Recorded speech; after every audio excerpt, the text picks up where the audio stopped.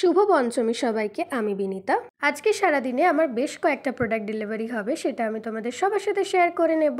প্রথমেই দেখাই একটা কাস্টমাইজ বুকে। এটাও কিন্তু ফটো রেফারেন্স দেওয়া ছিল, পুরোটা রিক্রিয়েট করা হয়েছে। তোমাদের কেমন লাগছে তোমরা জানিও। তোমরা কিন্তু আমার কাছে সব ধরনের বুকে পেয়ে যাবে। তারপরে আসছে আমার মোস্ট ফেভারিট একটা কালার, সেটা ইয়েলো। এটাও ফুল কাস্টমাইজ করা। এই ফার্স্ট আমি ইয়েলো বুকে বানালাম, যেটা আমার তো পার্সোনালি খুব পছন্দ হয়েছে। আর তোমাদেরও কেমন লাগছে সেটাও জানিও কমেন্ট সেকশনে।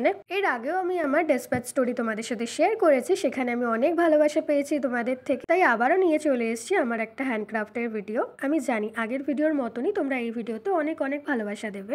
রেড রোজ কার না পছন্দ, আমিও তার ব্যতিক্রম নই, আমারও ভীষণ পছন্দের। এবার আমি তোমাদের দেখাবো সব থেকে ছোট একটা বুকে, যেটা একটা ফুল দিয়ে তৈরি। এটা সব থেকে কিউট বলতে পারো। এটাতেও তোমরা কালার কিন্তু পেয়ে যাবে। আচ্ছা, অনেকগুলো তো বুকে দেখলে, এবার পরপর কয়েকটা ফটো ফ্রেম দেখাই। এগুলোও ফুল কাস্টমাইজ করা। ভেতরে যে ফটো ডিজাইন দেখছো, এটা অনেকগুলো আমার কাছে অ্যাভেলেবেল আছে, অনেক ধরনের। যেরকম এটা একটা, এটাও কিন্তু পুরো কাস্টমাইজ করা কাস্টমারের চয়েসের ওপরে।